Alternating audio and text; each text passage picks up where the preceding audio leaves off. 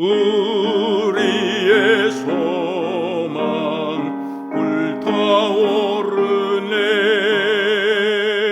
주님은 우리의 소망, 우리의 믿음 불타오르네.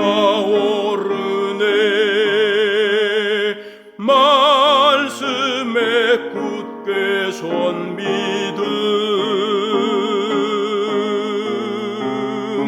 나은 때가 없으리. 주님 다시 오시리. 깨어 노래하여라. 할렐루야. 왕의 왕, 우리의 소망 불타오르네.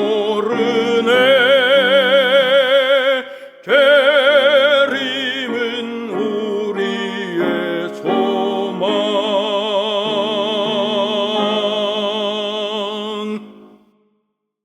안녕하세요.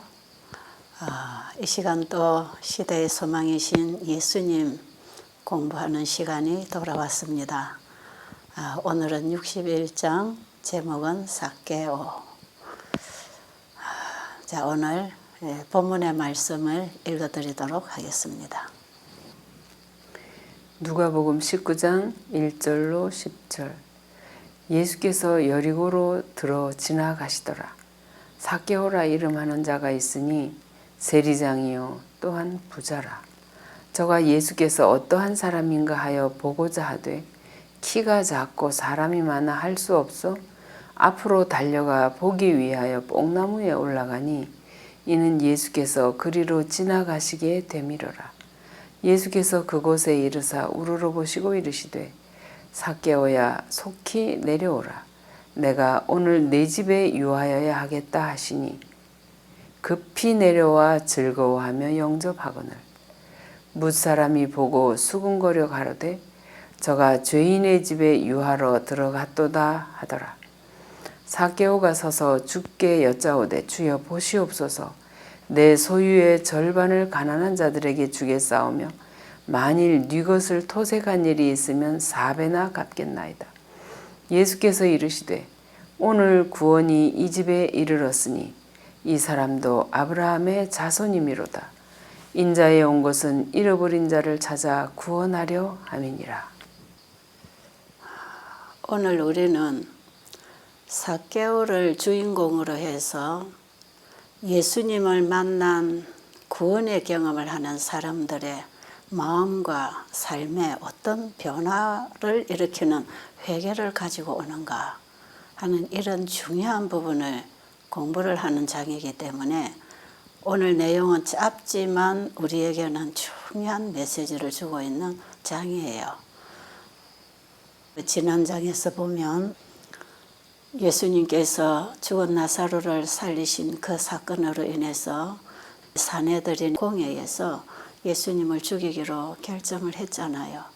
이제 예수님은 제자들에게 또다시 예수님이 바리새인들과 서기관들에게 잡힐 것이고 그들에게 많은 수욕과 고통을 당할 것이고 그리고 십자가에 죽으실 것 그리고 다시 3일 만에 살아나실 것, 이 얘기를 제자들에게 상세하게 해주십니다. 왜냐하면 지금 바로 예루살렘에 올라가면 그 예수님이 잡히시고 모욕당하시고 수치를 당하시고 십자가에 높이 달리실 그 광경을 이 제자들이 이제 봐야 되거든요. 제자들이 기대하고 있는 그런 일이 일어날 것이 아니고 지금 예수님은 죽으러 가시는 그 현장에서 이제 제자들 앞에서 죽으셔야 되는, 제자들에게 있어서 이보다 더 큰 절망이 어디 있겠습니까? 그 절망을 안겨줘야 되는 사건이 지금 벌어지고 있기 때문에 예수님은 내가 죽었다가 다시 3일 만에 부활할 거다. 그러니 제발 실망하지 말고 내가 부활하도록 기다려라.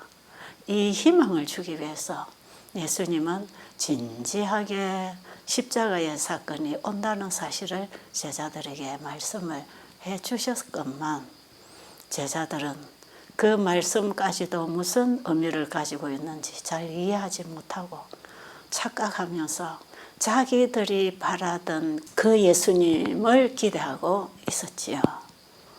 그래서 새 나라가 서면 이제 누가 가장 예수님 가까이에 높은 자리에 오를 것인가 하는 이런 일로 인해서 상당한 분쟁이 있었고 예수님께서는 새 나라에서는 높아지고자 하는 자는 가장 낮은 자리에 있다고 하는 말씀하시고 내가 너희에게 보여준 게 이게 바로 새 나라의 율법이다. 새 나라에서는 모든 사람을 섬기는 자가 되는 것이다. 이런 교훈을 주시고 이제 오늘 이제 삭개오를 만나는 여리고를 통과해서 예루살렘으로 올라가시고 계십니다. 오늘 우리가 공부하는 이 삭개오는 보니까 유대인이지요. 그 유대인들이 이름을 지을 때에 의미를 두고 이름을 짓지 않습니까? 그 전통에 따라서 삭개오라고 하는 그 이름의 뜻은 청결한 사람, 의로운 사람 이런 의미를 가지고 있는 이름이라고 합니다. 그런데 지금 삭개오가 하고 있는 일은 세리장이에요. 세리장은 세관장을 의미하는 것이에요. 이 세관장이 하는 일이 뭐냐면 세관에서 가장 높은 사람으로서 세금을 얼마나 징수할 것인가 하는 이런 일을 지휘하는 사람이에요. 그래서 이 세리장은 로마의 막강한 공권력을 이용해서 자기가 하고 싶은 대로 많은 사람들에게 세금을 징수할 수 있는 그런 사람이에요.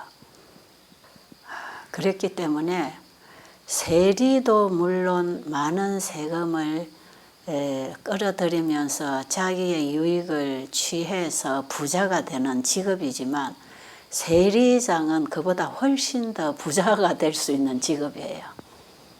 그런데 로마 제국이 유대인들을 지배하고 있던 이 상황에서 유대인으로서 로마의 공권력을 이용할 수 있는 이런 자리에 앉아 있다고 하는 것은 대단한 직업을 얻게 된 거지요.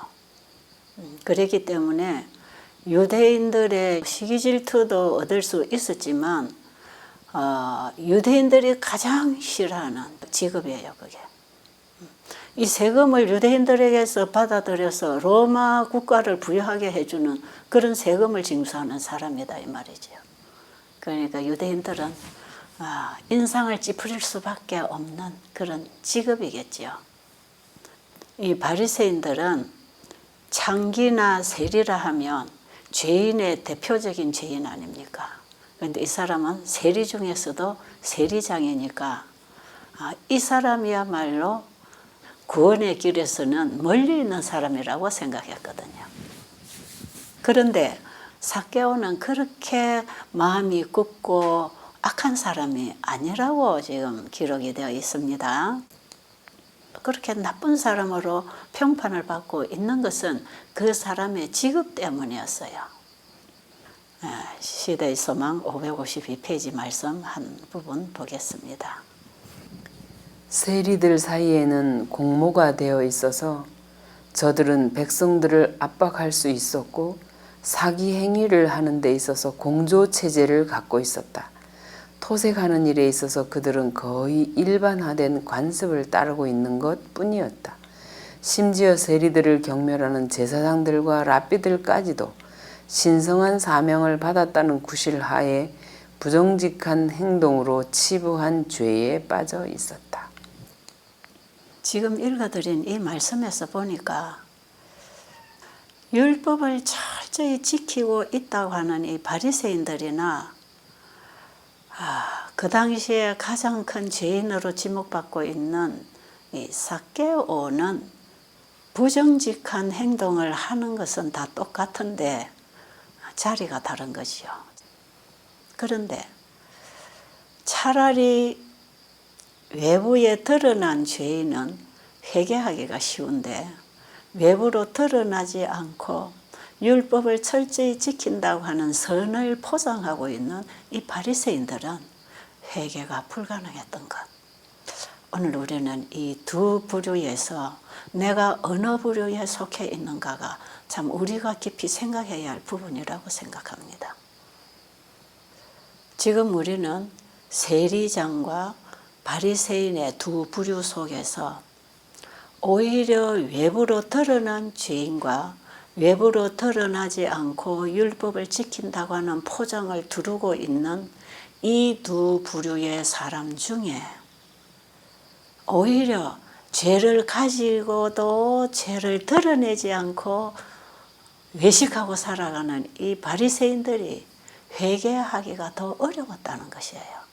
그런데 자기 자신이 죄인인 줄 알고 많은 사람들에게 나쁜 평판을 받고 있는 이 삭개오는 자기 자신이 죄인인 것을 안팎으로 다 인정을 했다 이 말이에요.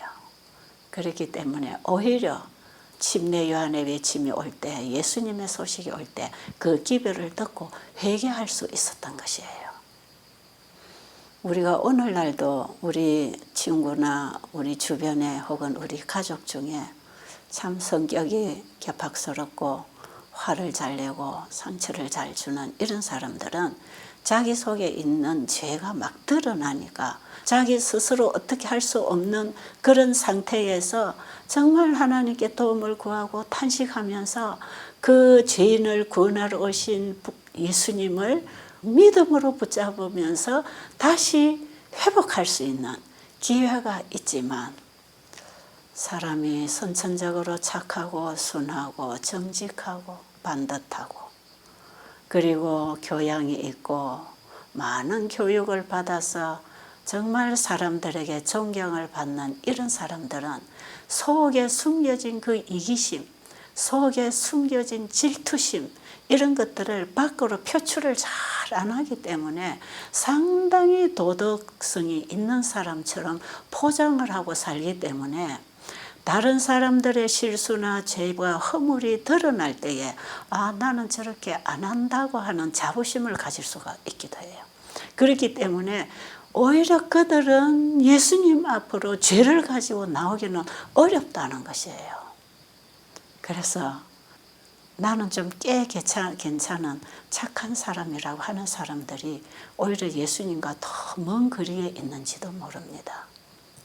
그런데 오늘 이 주인공인 삭개오는 외모로 볼 때는 그가 상당히 세속적이고 교만하게 보이는 사람이었지만 그 마음은 오늘 말씀해 보니까 거룩한 감화를 받기 쉬운 마음을 가지고 있었다 그러죠. 예수님의 12제자 중에 한 사람인 요한도 우리의 자식이라고 하는 별명을 가지고 있었지만 그 마음이 예수님을 만나면서 그 예수님으로부터 그 사랑과 온유 겸손하신 그분의 품성의 감화를 받으면서 자기 자신이 그렇게 변하기를 간절히 원했어요. 그 선에 대한 좋은 감화에 마음을 열고 반응하고 있는 아름다운 마음을 가진 사람 중에 한 사람이 또 요한이 아닌가 싶습니다. 그래서 요한이 나중에 얼마나 많이 변화가 됐습니까? 그가 사랑의 사도라고 할 만큼 하나님의 사랑을 얘기할 수 있는 사람으로 변했다 이 말이에요. 요한 1, 2, 3서가 다 하나님의 사랑을 기록하고 있지 않습니까? 그리고 예수님이 가버나움에서 설교하실 때에 그게 사탄이 방해하기 위해서 광인을 집어넣었죠. 사단이 원하는 짓을 하고 있었지만 그는 거기서 얼마나 벗어나기를 원했습니까? 이 광인은 사단에게 사로잡혀 사단의 종로로 타는 그 인생이 너무 싫었기 때문에 예수님을 만나는 순간에 나를 이 사단으로부터 이 악기로부터 나를 좀 구해달라고 하는 간절한 마음의 소원을 주님이 들으시고 귀신을 쫓아내셔서 구원을 해주시잖아요. 그런데 나는 자칭 의롭다고 생각하고 나는 하나님의 특별한 사람으로서 특별한 일을 하고 있는 지도자라고 생각하는 유대 제사장들과 바리새인들은 자신 속에 있는 그 죄를 감추고 있었기 때문에 회개하려고 하지 아니하고 그 죄로부터 벗어나려고 하는 그런 간절한 소원을 가지고 있지 않았기 때문에 자기를 구원해 주실 구주가 자기 앞에 와 있는데도 그분을 거절하고 그분의 도움을 필요로 느끼지 않았기 때문에 예수님께서는 차라리 이 유대 지도자들보다 이 광인이 구원받기에 더 훨씬 가까운 데 있다고 하는 것을 말씀하셨어요. 그런데 이 삭개오는 그 여리고에서 몇 킬로 떨어지지 않은 요단강에서 3년 전에 침례 요한이 회개하라는 기별을 외쳤고 그때에 특별히 세리들이 사람들에게 세금을 징수할 때에 정한 세 외에는 넉징하지 말라고 하는 그 가르침을 들을 때에 사실 그때에도 삭개오는 상당히 양심의 가책을 받고 자기 자신이 회개를 해야 되고 고치고 이걸 버려야 된다고 생각을 했던 사람이에요. 그런데 자기 주변을 둘러싸고 있는 그 자기를 향한 시선에 이 사람이 용기를 내지 못했지요. 그리고 아직은 자기 자리를 떠날 수 있는 그런 준비가 되지 않았어요. 그런데 이제 지금에 와서는 예수님의 소문을 듣게 된 것입니다. 사람들에게 배척당하고 있는 이런 부류의 사람들을 예수님은 아주 친절하고 따뜻하게 대하시는 분이라는 걸 알았어요. 그리고 마태 세리도 자기와 같은 세리 아닙니까? 그런데도 예수님은 그를 불러내어서 자기 제자로 삼은 분인 것을 알았어요. 그러니까 세리 마태가 예수님의 제자로 부름을 받았다고 하는 이 소식을 들었을 때에 삭개오 자신도 나도 이보다 더 나은 삶을 좀 살고 싶다. 내가 이 자리에서 좀 벗어나서 나도 좀 좋은 일을 하고 좋은 사람으로 좀 살고 싶다고 하는 그런 욕망이 일어났어요. 그랬는데 그 예수님이 얼마 전에 죽은 나사로를 살리신 분으로서 또 얼마 전에 나면서부터 맹인된 자의 눈을 열어주신 분으로서 그동안에 수많은 죽어가는 병자들을 고쳐주시고 사기에 든 사람들을 구해주신 이러한 예수님에 대한 소문을 들으면서 삭개오는 자기 마음에 깊은 회심을 일으키면서 이미 자기의 삶의 개혁을 일으키고 있었어요. 그러면서 삭개오는 마음으로만 회개한 게 아니라 자기가 잘못한 걸 피해자에게 다시 되돌려주기 시작했어요. 그런데 오늘 예수님께서 예루살렘으로 가시는 중에 여리고에 들어오신다고 하는 소식을 들었을 때 삭개오는 모든 것을 제쳐놓고 예수님 만나기를 소원했습니다. 삭개오가 살고 있는 이 여리고에는 많은 제사장들이 살고 있다고 합니다.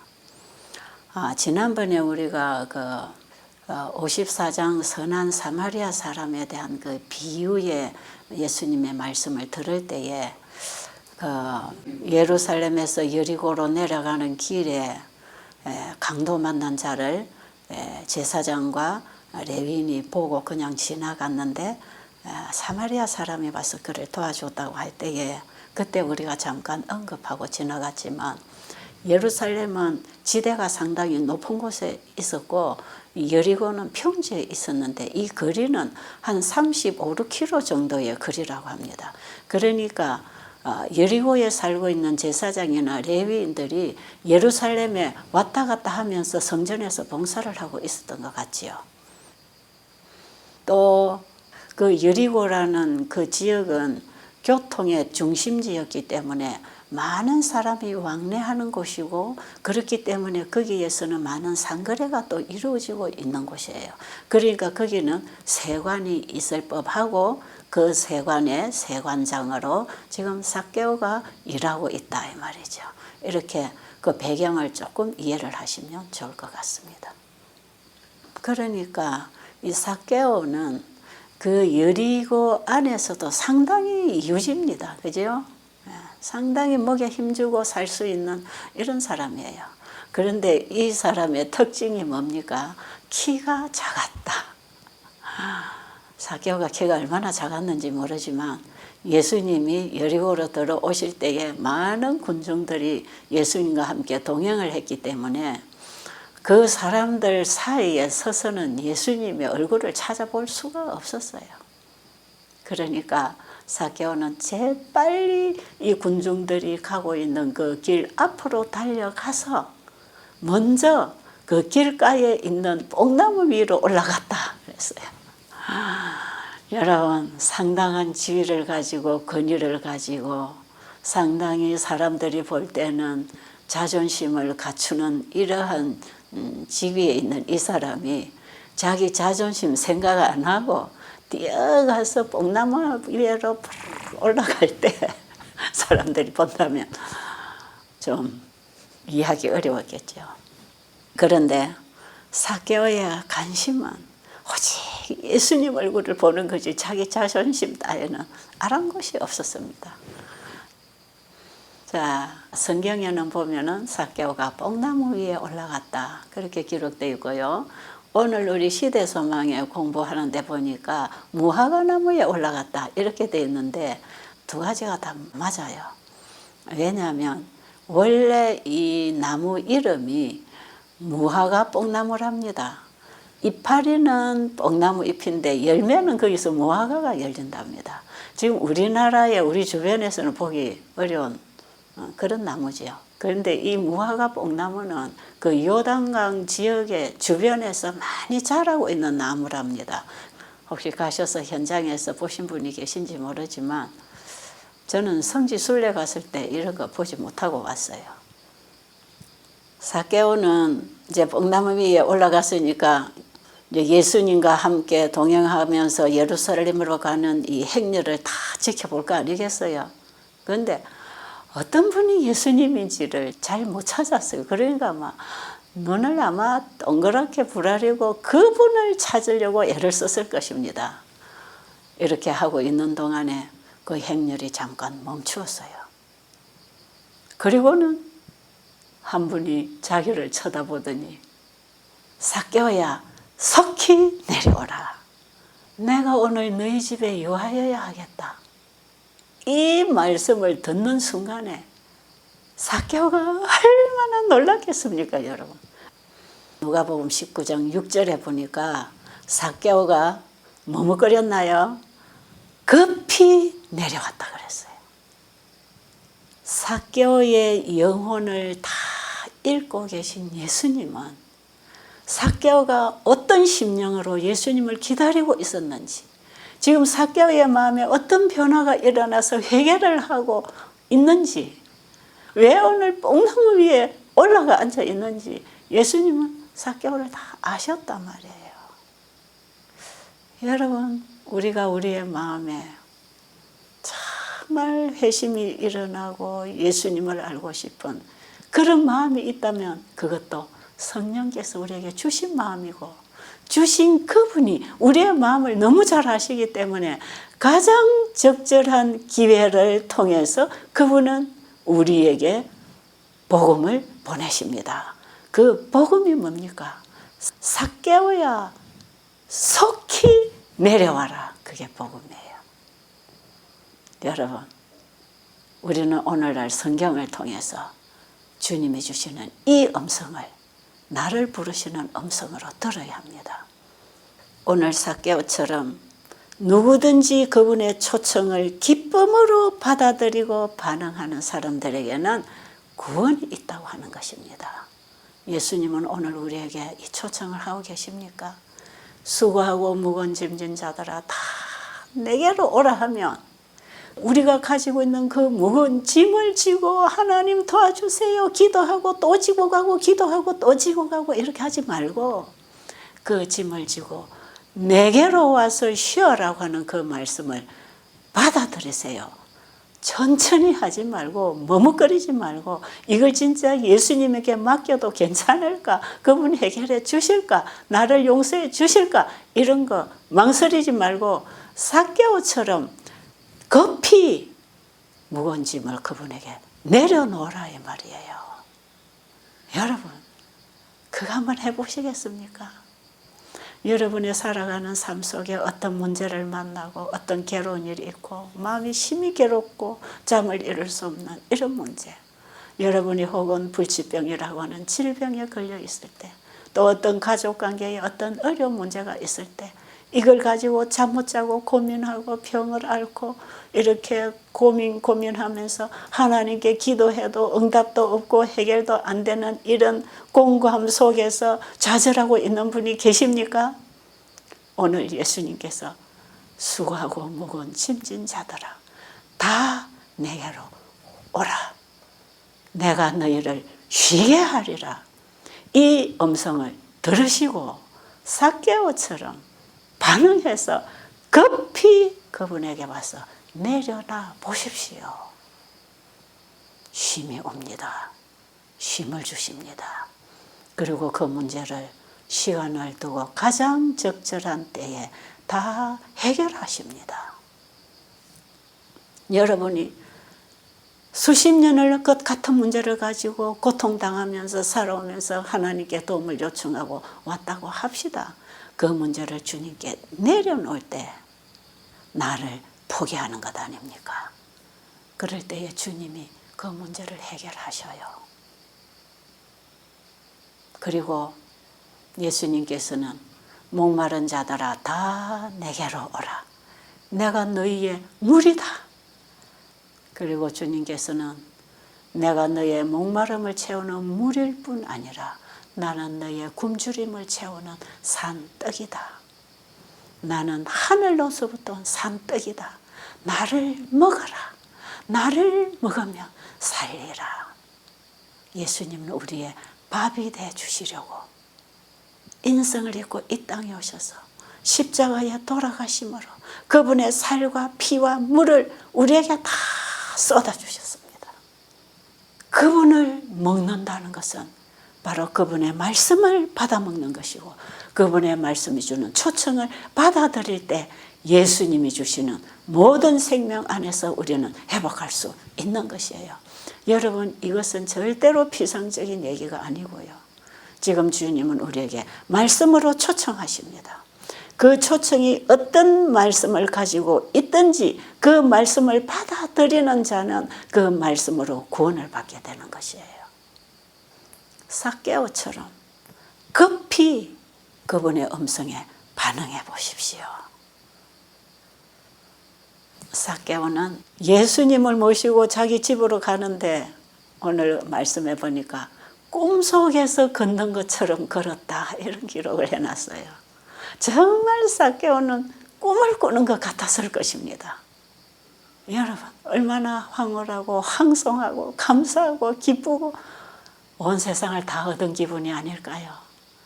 지금 삭개오에게 이 세상에서 더 바랄 게 뭐가 있겠습니까? 그에게는 천국이 필요했는데 천국을 가지고 오신 그분이 삭개오를 맞이한다 이 말이에요. 이보다 더 삭개오에게 기쁜 일이 어디 있겠습니까?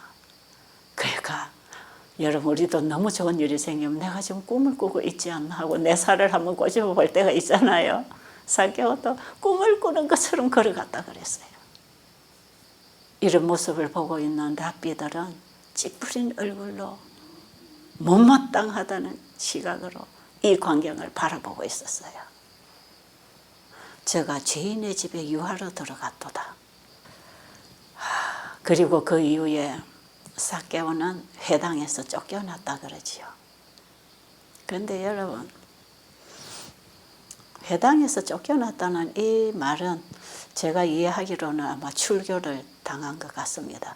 지난번에 우리가 나면서부터 맹인된 그 사람을 눈을 띄워주신 날이 안식일이었기 때문에 안식일을 범했고 뿐만 아니라 예수님을 믿는 것 때문에 교회에서 출교시켰잖아요. 오늘 지금 이 삭개오의 경험도 똑같은 것이에요. 그러나 삭개오는 유대교에서 출교를 당하든 회당에서 쫓겨나든 그게 중요하지 않았단 말이에요. 이때에 삭개오는 자기 신앙 고백을 하지 않을 수가 없었지요. 그래서 누가복음 19장 8절에 보니까 삭개오가 서서 주께 여짜오되 주여 보시옵소서 내 소유의 절반을 가난한 자들에게 주겠사오며 만일 네 것을 토색한 일이 있으면 4배나 갚겠나이다. 여러분, 지금 우리가 예수님을 받아들이고 구원의 경험을 하면 이런 고백과 회개를 하실 수 있겠습니까? 이게 복음이 주는 변화입니다. 복음의 능력은 사람을 죄로부터 구원하는 능력이 있는 것이지요. 여기서 삭개오가 내 소유의 절반을 가난한 자들에게 나눠줄 뿐 아니라 남의 것을 착취해서 내가 더 뺏은 것이 있으면 4배로 갚아주겠습니다. 이 말을 했던 것은 삭개오는 유대인으로서 성경을 잘 아는 사람이에요. 그러니까 성경에서 하나님 말씀하신 그 법도대로 자기가 지금까지 못했는데 이제는 제가 이걸 하겠습니다. 하나님 말씀에 순종하겠습니다 하는 고백이지요. 지난번에도 우리가 그 간음 현장에서 잡혀온 여인 예수님이 구해 주셨을 때에 다시는 죄를 범치 말하라고 하는 그 말씀하고 동일하게 이 삭개오는 부정직해서 취한 것들을 다 나눠주겠다는 것 아닙니까? 이게 다 다시 사는 것입니다. 복음이 주는 능력이고 복음이 가지고 온 변화입니다. 그래서 우리가 예수님을 영접하고 거듭난 생애가 시작이 되면 옛날에 살던 모습은 다 버리는 것이에요. 옛날에 하던 일도 버리는 것이에요. 옛날에 가지고 있던 정신과 가치도 다 바뀌는 것이에요. 그래서 이제는 새 생애에 들어가는데 새로운 마음, 새로운 동기, 새로운 삶이 시작이 되는데 오늘 삭개오처럼 이런 신앙 고백이 그의 삶 속에서 일어나는 것이에요. 여기에 삭개오가 만일 토색한 일이 있으면 내가 4배로 그걸 다 변상해서 갚아주겠다고 했지요. 이것도 하나님 주신 그 법에 이렇게 갚도록 돼 있어요. 출애굽기 22장에 보면 짐승들을 이렇게 손해를 끼쳤을 때 어떻게 변상해야 되는지, 사무엘하 12장 6절에도 보면 남의 양을 한 마리 훔쳐왔을 때 4배로 갚아라 그랬죠. 이것은 나단 선지자와 다윗의 대화 속에서 다윗이 했는 말이죠. 그 내용은 여러분이 아시니까 이제 말씀은 드리지 않고요. 어쨌든 남의 것을 착취해 왔다면 4배로 갚아라는 법이 있었기 때문에 오늘 삭개오는 자기가 4배로 갚겠다고 하고 있고 지금 그 일을 하고 있는 사람이에요. 이 말을 듣고 계신 주님께서는 오늘 너희에게 구원이 이르렀으니 이 사람도 아브라함의 자손이라고 말씀하시지요. 정확하게 답을 딱 줬지요. 지금 바리새인들은 자기들이 아브라함의 자손이라고 자부하고 있잖아요. 그런데 지난 장에 우리가 지난번에 공부해 보니까 그들은 아브라함과 같은 믿음과 행함이 없기 때문에 아브라함의 자손이 아니라 그랬어요. 혈통으로만 태어났다고 아브라함의 자손이 되는 게 아니라 예수님을 믿음으로 아브라함의 자손이 될 것이다 이 말이에요. 그리고 이 일로 인해서 삭개오의 온 가족이 구원을 얻었다고 기록이 되어 있죠.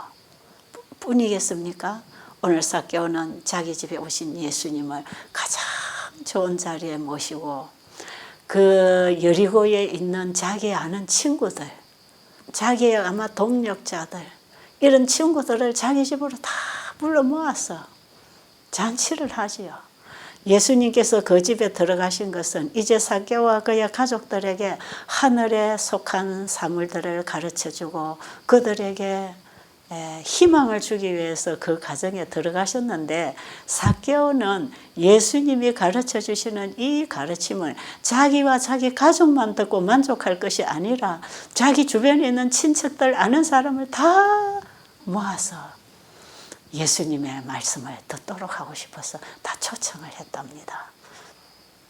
이런 반응은 지난번에 세리 마태도 예수님께 부름을 받은 이후에 자기 집에 친구들을 다 초청했잖아요. 왜 그랬을까요? 예수님을 만난 사람은 그걸 가만히 나 혼자 감추어 두고 지낼 수가 없어요. 이걸 모르는 사람들에 이걸 전해주고 싶은 것이에요. 그래서 복음을 받은 자는 그 복음이 주는 정신과 힘으로 복음을 전하게 되는 것이에요. 제가 늘 얘기하지요. 복음 사업은 우리가 하자 해서 복음 사업을 하는 것이 아니고 복음을 받은 자들의 마음속에 그 복음의 능력이 역사해서 복음 사업을 하게 하는 것이 복음 사업이다. 제가 늘 그 얘기를 하고 있잖아요. 그 복음이신 주님의 사랑이 내 안에 강건할 때에 우리는 이것을 나 혼자 감추어 둘 수가 없기 때문에 다른 사람들에게 이 복음을 전하는데 그것이 이웃을 내 몸처럼 사랑하는 일이다 이 말이에요. 다음 말씀 읽어드리도록 할게요. 사람이 그리스도를 개인의 구주로 영접할 때 구원이 그 영혼에게 이르른다. 삭개오는 그저 지나가는 손님처럼 그의 집에 그리스도를 영접한 것이 아니라 영혼의 성전에 거하시는 분으로 그를 영접하였다.